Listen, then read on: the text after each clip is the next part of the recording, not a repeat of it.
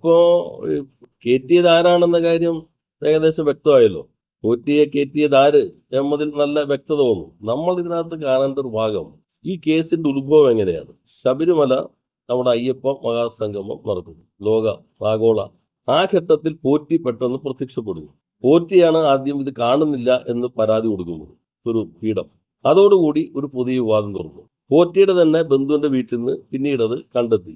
അപ്പൊ ആരാണ് പോറ്റിയെ ഉപയോഗിച്ചിട്ട്, ചിലപ്പോൾ ആ ഒരു ഹ്രസ്വ ലക്ഷ്യം വെച്ചിട്ടായിരിക്കും പോറ്റിയെ ഉപയോഗിച്ചിട്ടുണ്ടാവും. പോറ്റിയാണല്ലോ തുറന്നിട്ടത്, വേറെ ആരുമല്ല തുറന്നിട്ട്, അദ്ദേഹം തന്നെയാണ് ഇത് തുടങ്ങിയത്. പക്ഷെ ചിലപ്പോ ഒരു ശ്രദ്ധ തിരിച്ചുവിടാൻ ഉപയോഗിച്ചായിരിക്കും. പ്രതിപക്ഷമായിട്ട് സംസാരിച്ചു എന്നെല്ലാം അവർ തന്നെ പറയുകയുണ്ടായി. ഇത് കോടതി വന്നപ്പോൾ ഗവൺമെന്റ് എന്ത് ചെയ്തു? ഗവൺമെന്റ് നിലപാട് സ്വീകരിച്ചു. ഹൈക്കോടതിയുടെ മേൽനോട്ടത്തിൽ അന്വേഷണം ആയിക്കോട്ടെ, പൂർണ്ണമായിട്ടും ഗവൺമെന്റ് അതിനെ പിന്തുണയ്ക്കുന്നു. എന്നും പ്രതിപക്ഷ നേതാവ് പറഞ്ഞു, പച്ചക്കള്ളം പറയാണ്, ഞങ്ങൾ ഇങ്ങനെയാണ്. SIT ഞങ്ങൾ എന്തെങ്കിലും എതിർപ്പ് പ്രകടിപ്പിച്ചിട്ടുണ്ടോ? അപ്പൊ നിയമസഭാ സമ്മേളനം എന്തിനാ ബഹിഷ്കരിച്ചത്? അത് പച്ചക്കള്ളല്ലേ ഇപ്പൊ പറയുന്നത്. യഥാർത്ഥത്തിൽ നിയമസഭാ സമ്മേളനം ബഹിഷ്കരിക്കുമ്പോൾ ഞങ്ങളെല്ലാം പറഞ്ഞല്ലോ, ഹൈക്കോടതിയുടെ മേൽനോട്ടത്തിലൂടെ ഈ SIT-യിലാണോ നിങ്ങൾക്ക് വിശ്വാസം, അതോ നിങ്ങളുടെ ഹൈക്കമാൻഡ് ഉൾപ്പെടെ തള്ളിപ്പറയുന്ന CBI-യിലാണോ നിങ്ങൾക്ക് വിശ്വാസം എന്ന് ചോദിച്ചപ്പോൾ ഞങ്ങൾക്ക് ഇതിൽ വിശ്വാസമില്ല എന്ന് പറഞ്ഞിട്ടാണ് പാവങ്ങളുടെ ഏകകിടപ്പാട സംരക്ഷണ നിയമവും സേവനാവകാശ നിയമം ഉൾപ്പെടെയുള്ള പ്രധാനപ്പെട്ട നിയമനിർമ്മാണ പ്രക്രിയ പൂർണ്ണമായിട്ട് ബഹിഷ്കരിച്ചു. എന്നിട്ട് ഇപ്പോൾ വളരെ സത്യസന്ധതയിൽ പച്ചക്കള്ളം പറയാണ്, ഞങ്ങൾ എന്തെങ്കിലും SIT-യെ എതിർത്തിട്ടുണ്ടോ? ഇതെല്ലാം നിങ്ങളുടെ ചോദിക്കാത്തതുകൊണ്ട്. അപ്പൊ നിയമസഭ എന്തിനാ ബഹിഷ്കരിച്ചെന്നൊരു ചോദ്യം ഏതെങ്കിലും മാധ്യമ പ്രവർത്തനം ചോദിച്ചെങ്കിൽ പ്രശ്നമായി പോയത്. പക്ഷെ ആരും നിങ്ങൾ ചോദിച്ചു കണ്ടില്ല, ഒരു ദിവസം ചോദിക്കുന്നത് കാണുന്നില്ല. രണ്ടാമത്തെ ഭാഗം, അദ്ദേഹം പറയുന്നത് ഇപ്പൊ അതല്ലല്ലോ അന്വേഷിക്കേണ്ടത്, ഇപ്പോ 19 അന്വേഷിച്ചാൽ മതിയല്ലോ. ഇപ്പൊ ഒരു കള്ളനെ നമ്മൾ പിടിച്ചു, കള്ളനെ പിടികൂടിയത് മോഷണത്തിലായിരിക്കും. ആ ദിവസം വരെ വളരെ സത്യസന്ധനും സ്വാത്വികനുമായ ഒരു കള്ളൻ ആദ്യം നടത്തുന്ന മോഷണമായിട്ടാണെങ്കിൽ ശരി, സ്വാഭാവികമായിട്ടും പോലീസുകാരെന്ത് ചെയ്യും? ഈ കള്ളൻ ഇതിനു മുമ്പ് വല്ല മോഷണം നടത്തിയിട്ട് നോക്കില്ലേ? അപ്പൊ പല കേസുകളും വരില്ലേ, ചിലപ്പോൾ ഇതിനേക്കാളും വലിയ കേസ് വന്നെന്ന് വരില്ലേ? അപ്പൊ പറയുകയാണെങ്കിൽ അതൊന്നും ഇപ്പൊ അന്വേഷിക്കേണ്ട, നിങ്ങൾ ഇത് അന്വേഷിച്ചാൽ മതി, അത് ഡൈല്യൂട്ട് ചെയ്യാൻ നിൽക്കണ്ട. ഡൈല്യൂട്ട് ചെയ്യണം എങ്ങനെയാണ്? ഇപ്പൊ ഒരു മോഷണം പിടിച്ചു പോലീസ് അന്വേഷിച്ച് അത് വളരെ ഗൗരവമായി നിങ്ങളൊക്കെ നമ്മളെല്ലാവരും ചർച്ച ചെയ്തുകൊണ്ടിരിക്കുകയാണ്. ആ അന്വേഷണത്തിനിടയിലാണ് വേറൊരു മോഷണം നടത്തിയപ്പോൾ കൊലപാതകം കൂടി നടത്തിയിട്ടുണ്ട്. അപ്പൊ ഇത് ഡൈല്യൂട്ട് ചെയ്യപ്പെടോ കുറെ കൂടി സ്ട്രോങ് ആവും രണ്ടാമത്തെ കേസ്. സ്വാഭാവികമായിട്ടും ഒന്നാമത്തെ കേസ് ഗൗരവമുള്ളതാവും. പൊതിഞ്ഞെന്ന് കട്ടതാണോ മൊത്തം സ്വർണം കട്ടതാണോ എന്ന പ്രശ്നം വരുമ്പോ ചിലപ്പോ അടുത്ത ഗൗരവമായി വരും.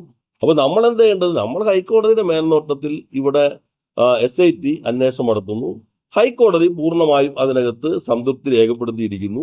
ആ അന്വേഷണം ഏതറ്റം വരെയും പൊക്കോട്ടെ. നമ്മളെല്ലാം കാണേണ്ടത് ഇത്തരം കാര്യങ്ങളിൽ, ഇപ്പോ ചില സംഘടനകളുടെ നേതാക്കന്മാർ പറഞ്ഞല്ലോ, ഇത് രാഷ്ട്രീയമായിട്ടല്ല കാണേണ്ടത്. ആ ക്ഷേത്രങ്ങളെ, മറ്റ് ആരാധനാലയങ്ങളെല്ലാം വിശ്വാസത്തെ തെറ്റായ രൂപത്തിൽ ഉപയോഗപ്പെടുത്തിക്കൊണ്ട് ഇങ്ങനെ സ്വത്ത് തട്ടിയെടുക്കുന്ന സംഘങ്ങളുണ്ട്. അത് പിടികൂടുമ്പോൾ അടിവേര് തന്നെ ഇളക്കുന്ന രൂപത്തിൽ കൊണ്ടുവരണം. അതിനകത്ത് അകത്ത് കിടക്കുന്നവരിൽ എല്ലാവരും ഉണ്ടല്ലോ. ഇനിയിപ്പോ വരുന്നു തന്ത്രിയുടെ ഞങ്ങളിപ്പോ തന്ത്രി കുറ്റം ചെയ്തില്ലയോ? ഗവൺമെന്റ് അതിനകത്തല്ല, പോലീസ് ഹൈക്കോടതിയുടെ മേൽനോട്ടത്തിൽ അന്വേഷണം നടത്തി കൂടുതൽ വിവരങ്ങൾ വരുമ്പോൾ അപ്പൊ തുടങ്ങിയത് എന്നാണ് ഇദ്ദേഹം എന്നു മുതൽ കയറാൻ തുടങ്ങി. അപ്പൊ KTA മന്ത്രി ആരാണ്? ഇപ്പൊ അതിനകത്ത് കോൺഗ്രസിനകത്ത് ഇപ്പൊ പുതിയ തർക്കം വന്നിട്ടുണ്ടെന്നു.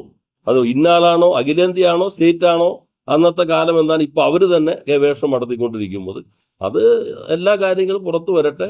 വളരെ ഗൗരവമായ പ്രശ്നമാണ്. സർക്കാർ പൂർണ്ണമായിട്ടും ഹൈക്കോടതിയുടെ മേൽനോട്ടത്തിലുള്ള SIT അന്വേഷണത്തിലൂടെ എല്ലാ ഭാഗവും പുറത്തു വരുമെന്ന് തന്നെയാണ് പ്രതീക്ഷിക്കുന്നത്. നമ്മൾ സാധാരണ അങ്ങനെ ചെയ്യുന്നതല്ല. അവര് ആവശ്യം ഉന്നയിച്ച സ്ഥിതിക്ക് അത് പരിഗണിക്കാമെന്നു. കാരണം ഹൈക്കോടതിയിൽ ഈ ട്രയൽ കോർട്ടിലെ പോലെയല്ല സാധാരണ. ട്രയൽ കോർട്ടിൽ സാധാരണ അവർ ആവശ്യപ്പെട്ട് കഴിഞ്ഞാൽ നമ്മൾ സ്പെഷ്യൽ പ്രോസിക്യൂട്ടറെ കൊടുക്കാറുണ്ട്.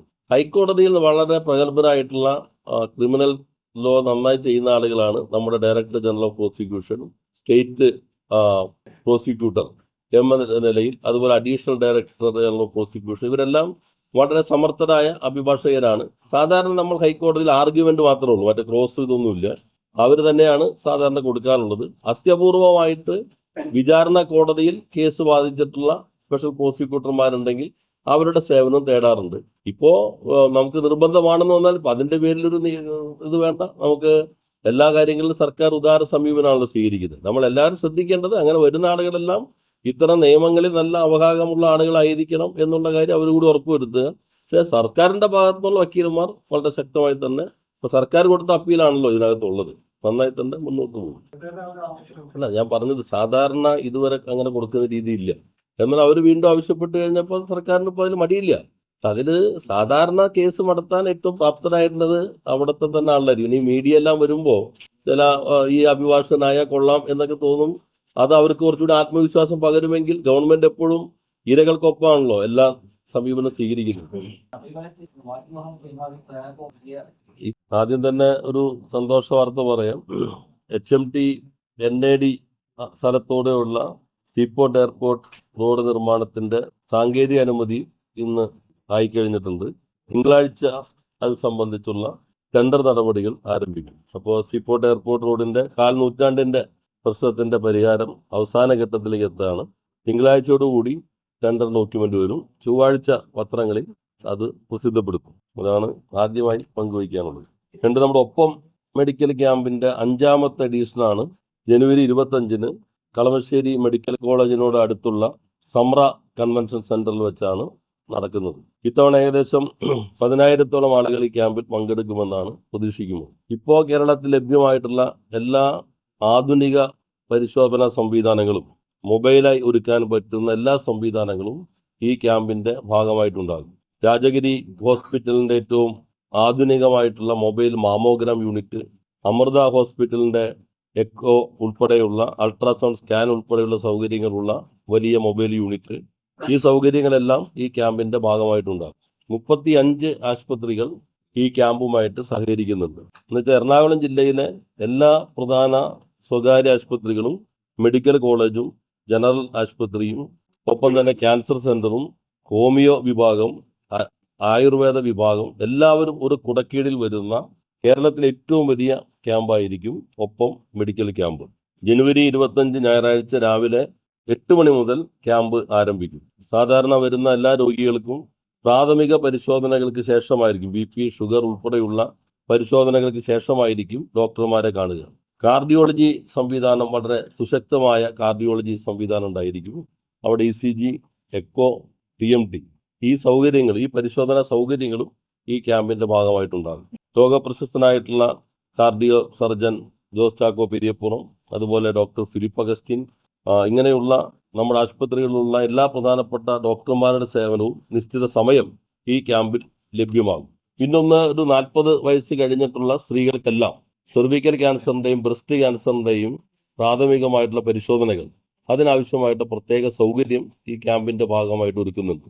കുടുംബശ്രീ പ്രവർത്തകർ, തൊഴിലുറപ്പ് തൊഴിലാളികൾ, അംഗനവാടി ആശാ ടീച്ചേഴ്സ്, അവർക്കെല്ലാം പൂർണ്ണമായിട്ടും ഈ പരിശോധനയ്ക്കുള്ള സൗകര്യം ഒരുക്കുന്നുണ്ട്.